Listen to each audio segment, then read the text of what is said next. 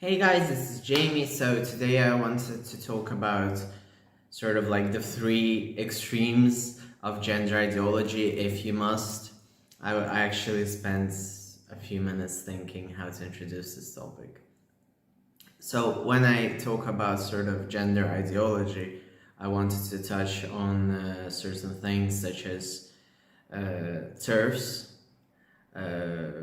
binary trans people, and gender neutrality, or the idea that gender should, in a way, be abolished.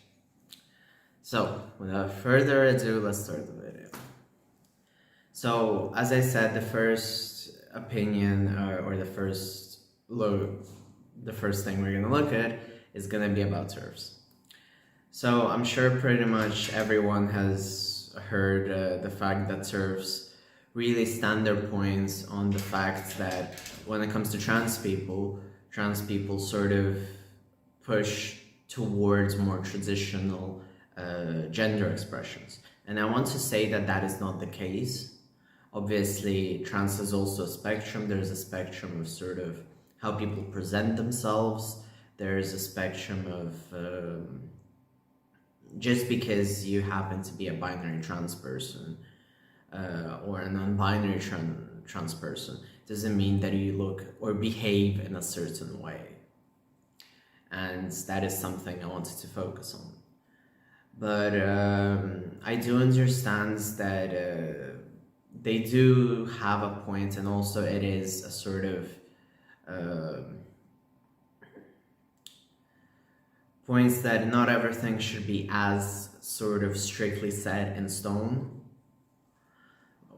I hate to admit it, but yes, because I do not also agree with the stance of there is only one way to be trans, and this is the only way to be trans according to trans medicalists, for instance, is to be sort of traditional, masculine, very often just straight, and etc.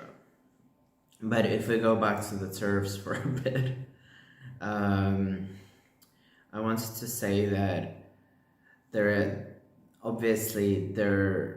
sort of idea is that trans people do not exist, trans people are fucked in the head, and everything you can think of possibly, which you've heard from J.K. Rowling and etc. But when it comes to trans people, I wanted to say that sometimes we do fall into this whole idea that we have to sort of follow a certain sort of transmedicalist path in a way that we need to be more masked. Like, even I myself catch on certain days where I feel like maybe I should just be wearing like a plain t-shirt, plain jeans, plain sneakers, and that's it. And I also wanted to say that I feel like because we are pushed so much into conforming into the gender we were assigned at birth, sometimes it is difficult for us to understand how do we feel, what is comfortable for us, and etc. So moving from TERF, we're going to talk about transmedicalism. When it comes to transmedicalism, it's literally the opposite in this case, where you have to be a certain way to be trans, and it is factually the sort of the opposite of the TERF one. It says that trans people sort of portray and force gender roles upon binary people, and this is where it gets tricky, because I don't necessarily agree with all or certain things that transmedicalists say, and on the other hand, I don't agree with TERFs. But I do understand that we have a variety when it comes to gender expression, and it should be acknowledged, it should be looked upon, and it should be seen in consideration. Like, I remember when I was getting my gender diagnosis, I would speak sort of like I tried to tame my appearance with makeup and etc. And then I understood that you need to be authentic. But at the same time, back when I was getting diagnosed, there were sort of like strict things which you needed to follow, or strict formats. And if you look also back in the day, a lot of trans people would specifically pass notes onto each other on which questions were the trick ones, which questions should you answer with what, and etc. Like, I remember one thing when I was getting evaluated, which caught me off guard, was I had a lot of very intrusive bottom dysphoria questions, which at the time I was more focused, and my dysphoria was just from the fact that I wasn't getting testosterone. And I was sort of like a bit on the fence about fallow, which was a very small period in my life because I've always been rather certain of fallow. And yeah, so with evaluations, quite difficult as well, because how do you evaluate something so individual? And in general, evaluation of trans people should be done by professionals, and you should also be very open to be evaluated. That's why there's certain sessions, that's why they talk to, that's why there's a psychologist behind it, and that's why in many countries you need several assessments, and in my case I also needed several assessments. Just like, well, it's protocol. So I wanted to sort of talk about the flip side, and then going back to TERFs, they do sort of stand on the fact that there are gender non-conforming people, and obviously trans people also accept gender conforming people, but this is where I find it a bit tricky, because I personally do not feel like gender non-conforming people should be linked to trans people.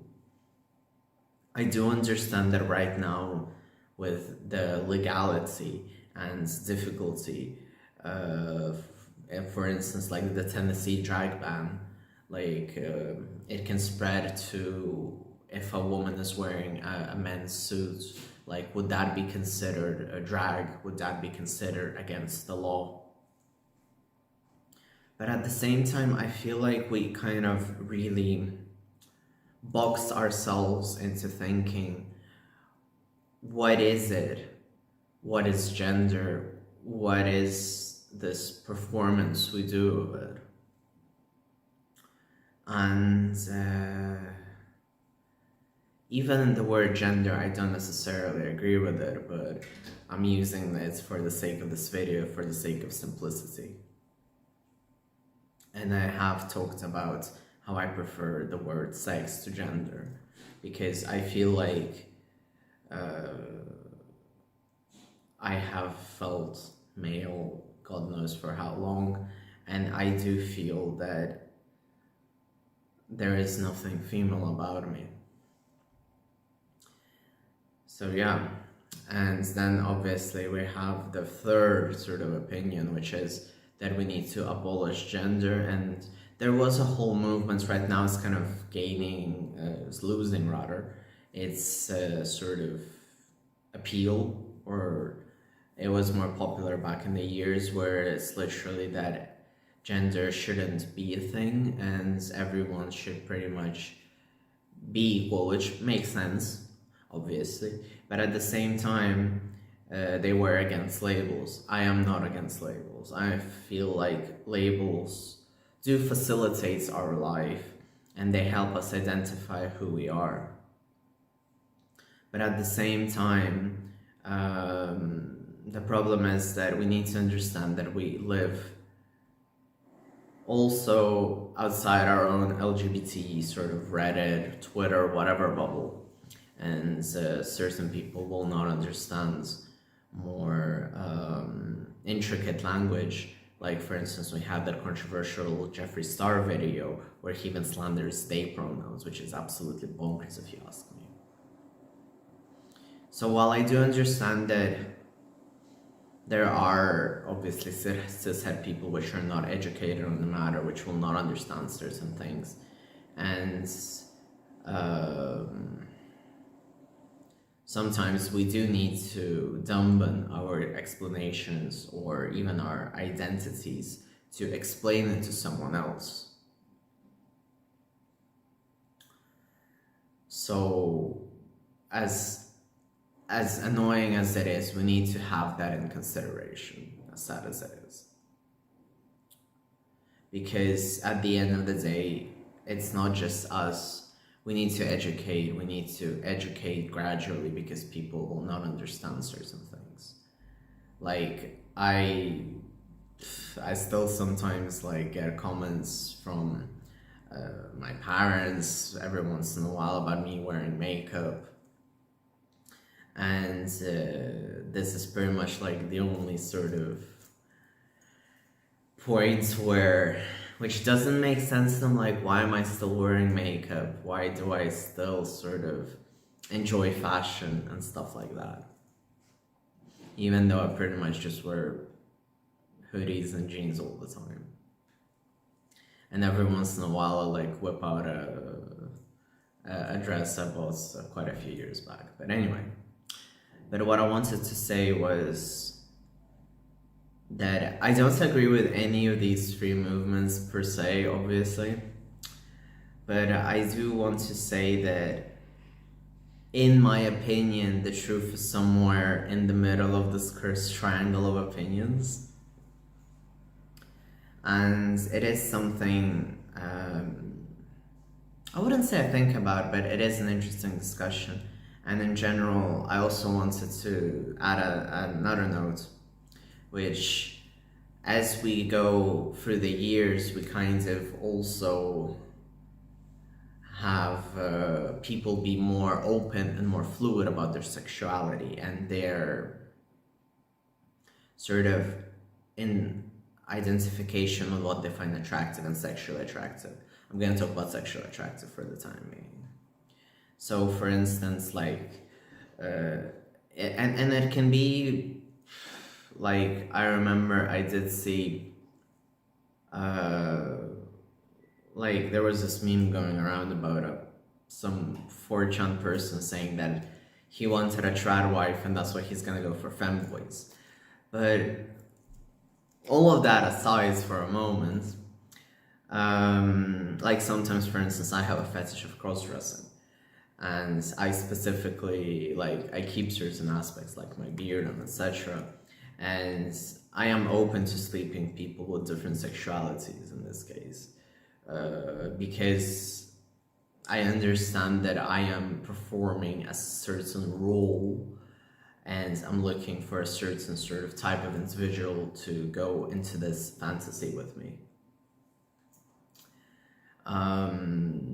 And I have had lovers, partners, whatever you want to call it, which have said to me sort of like, I enjoy that you dress up that way, or, you know, you are in my fantasy this way, even though normally I am not attracted as men as much as I am, like, for instance, to you or whatever. And I understand that within sort of like a sexual context, to me it makes sense. And people have different sort of fetishes. Like, just because you are sexually attracted to a certain sort of type, it doesn't necessarily mean that, how to put this, that you are just attracted to that gender. So on one hand, I am a bit defending the sort of gender neutrality, but I do feel like we still have our labels, and when it comes to sexuality, it's a full proper mess. Like, obviously we have a lot of guys on Grindr which go on and are like, I don't care, I just want to get sucked off, or like, oh, I enjoy sucking dick of whomever. And I do get that. Like, we kind of frown upon that, but at the same time, it's a difficult situation, sort of like, are we being used as gay men? Are we falling into this trap? And in general, the sort of dynamics between gay and straight men is quite a complicated matter. And then there's also another sort of completely, entirely different wormhole, which is why are we attracted to sort of like, I'd even say a caricature of a man sometimes, where we want like someone like super beefy, super masked, and super straight looking, which is also something that I enjoy, like when I cross-dress, for instance. I still like my men to be more gay and queer, but sometimes, like, if it happens, you can be like completely horny and out of your head and like be scrolling and be like, oh, there's a guy with a six-pack or whatever, you know, and who looks like he only tops or whatever, you know, and that's gonna attract me because of the fantasy. So all in all, what I'm trying to say is that there is a lot of diversity, and taking something as the human experience and boxing it into something much more limited is completely stupid. Which also goes against my point of the fact that we need labels. So what I'm trying to say is that labels are necessary for us to understand, but at the same time we need to be open-minded to the fact that labels do not limit us. And that is pretty much the end of this video and the point I wanted to make. I am against all these ideologies because I find that my own belief is somewhere in the center. And also is applicable to romance as well, I wanted to say. Not just sexuality, but I just gave sexuality as a more sort of obvious example to me because I'm very sort of open relationship, polyamory, active, whatever. So I kind of, and this is something that has crossed my mind during, not during hookups, but you know, in preparation and thinking of certain things.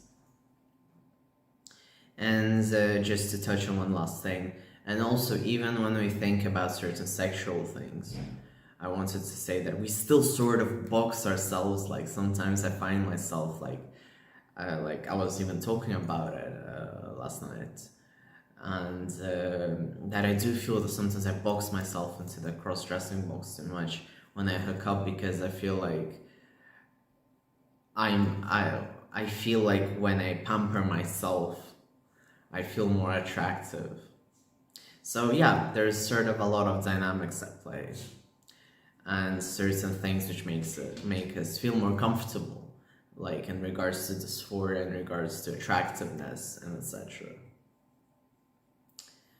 So what I wanted to say was, what matters is how you feel, what makes sense to you, and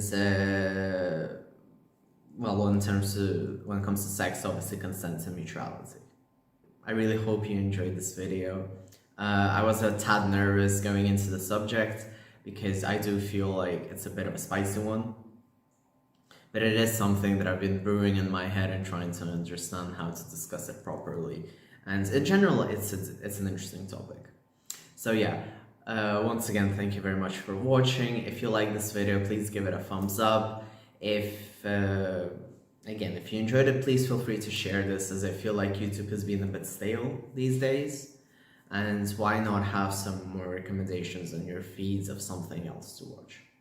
Anyway, thank you very much for watching, and thank you.